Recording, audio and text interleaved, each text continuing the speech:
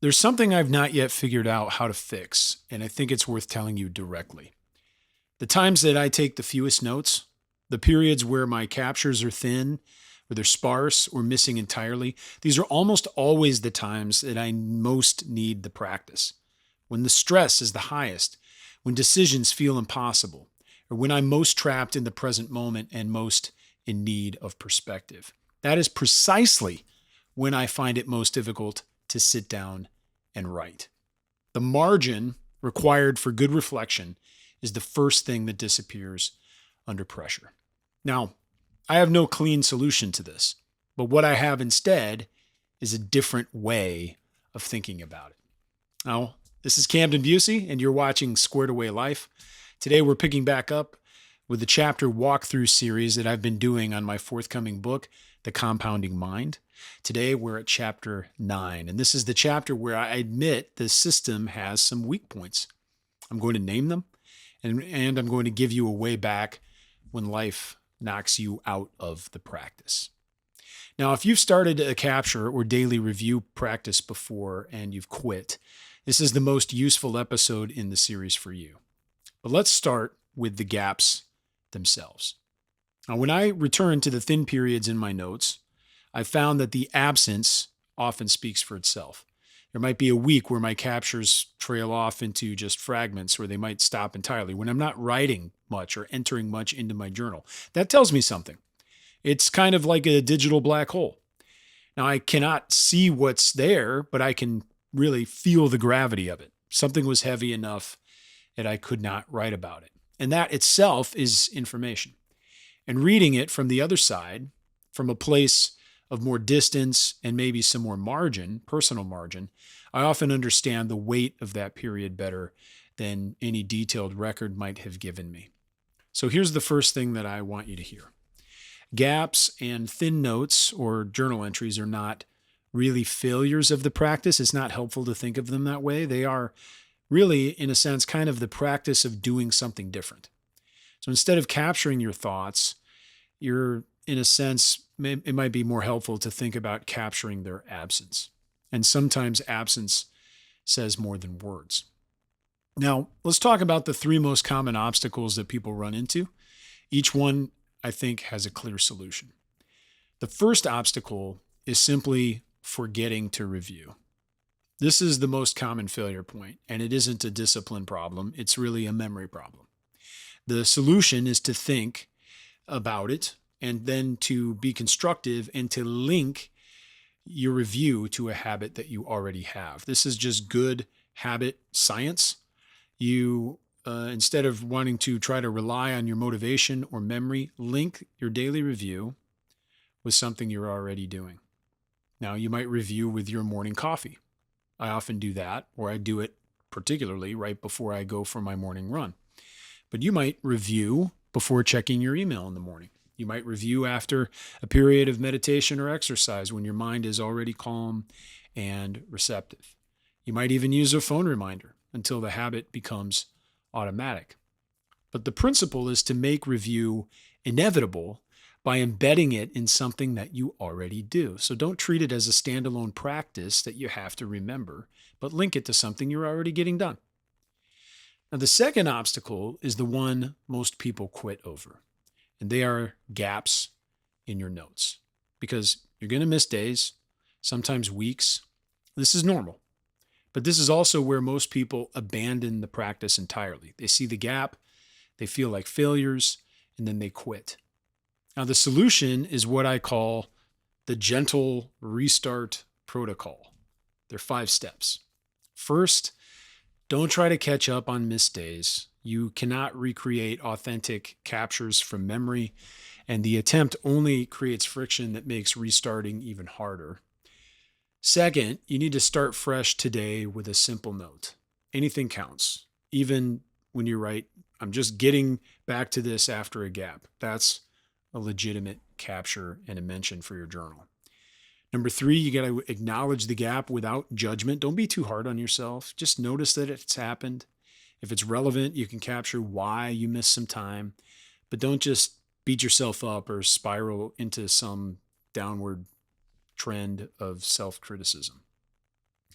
Fourthly, you need to focus on consistency going forward, not on perfection. It's good, I think, to have streaks and try to keep those streaks up, but don't beat yourself up if you break the streak. Your goal is just trying to get a regular habit and just make it your average.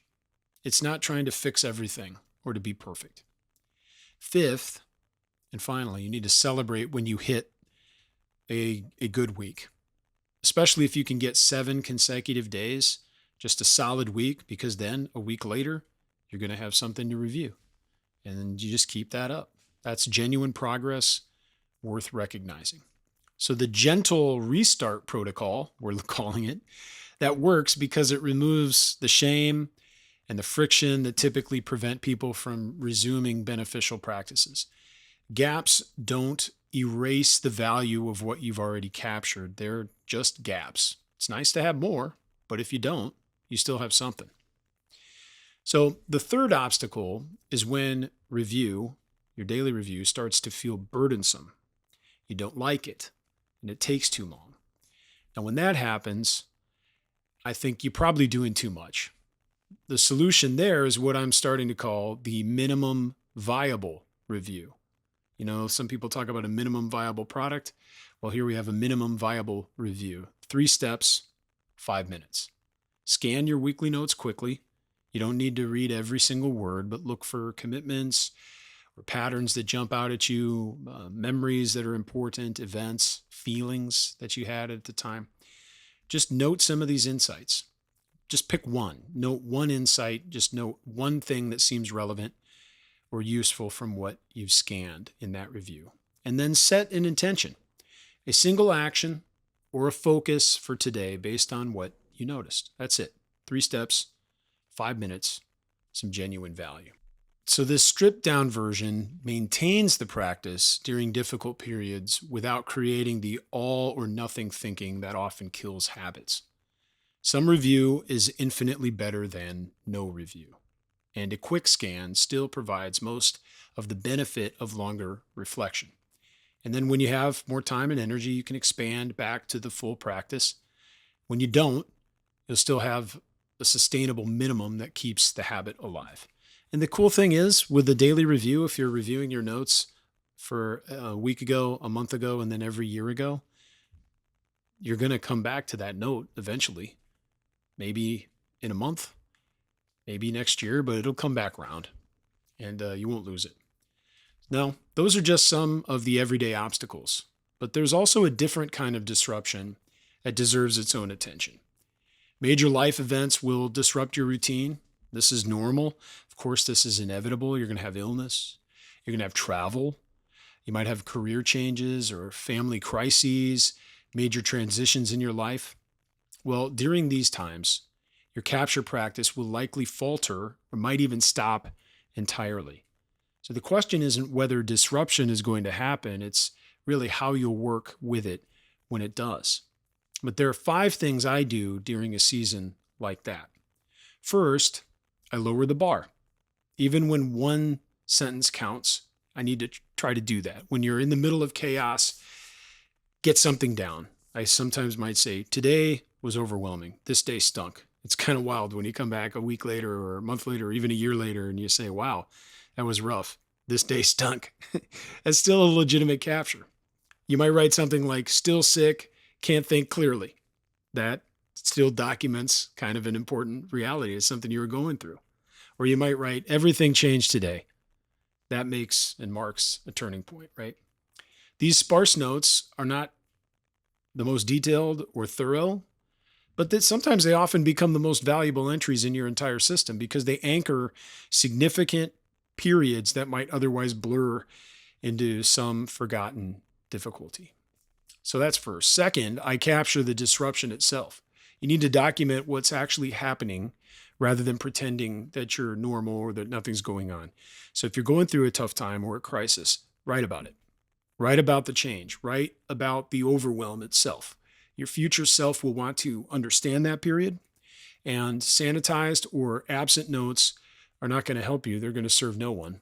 But even if you are recording something that's messy, But if it's honest, it's going to capture something that describes a disrupted time in your life that's going to provide crucial context for everything that comes after. And I've got some other videos where I talk also about how writing about these things is also a way of digesting them.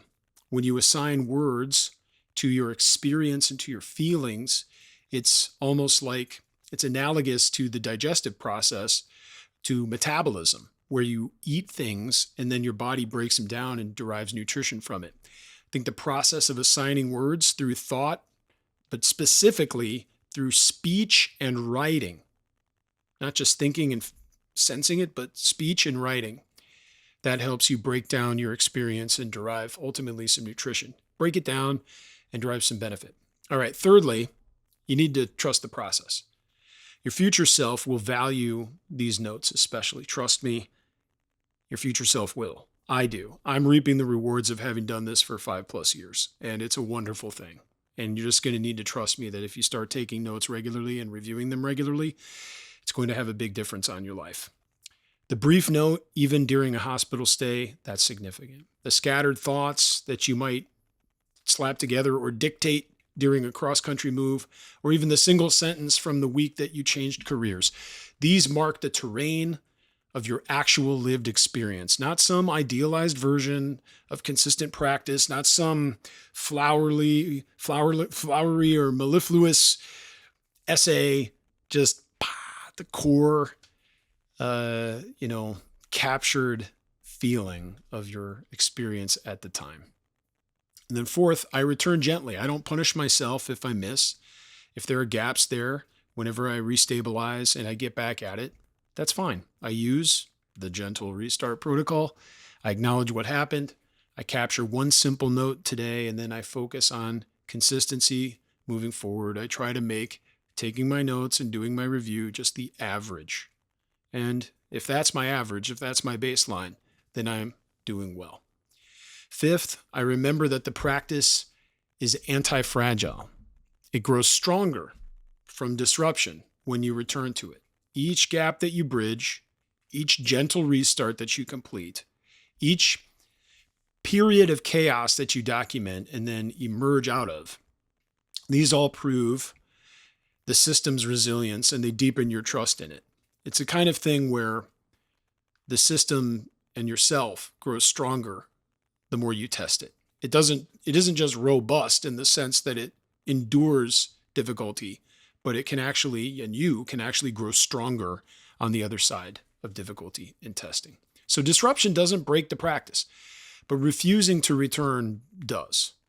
So here's where I want to leave you today. Now, the gaps in your notes are not best understood as evidence that you failed the practice. I think we ought to reframe our mind and think of them as evidence that something was hard. We need to return to the practice today, not to make up for what you missed, but because your future self really, truly deserves the gift of a documented present. Even one sentence counts. One true, meaningful sentence to yourself counts. So here's what to do today. Open your capture system. It's your paper notebook. If it's Obsidian, whatever it is, write one sentence about anything. Just make sure it's true or meaningful to you. That's the whole practice today, right now. So if this episode found you in a gap, don't let it stay theoretical. Open your notes app, open your capture system, write that one line right now before you do anything else. And if you want the rest of this framework, the chapters before this one and then the chapters still to come, you can get a free pre-publication copy of The Compounding Mind, my book, by subscribing to my newsletter at squaredawaylife.com. Find the link in the description. Next time we'll pick up chapter 10, where I'll talk about how to integrate this practice with the actual rhythms of your life, finding your review rhythm, protecting the time, weaving it into the things that you already do. But until then, let's get squared away.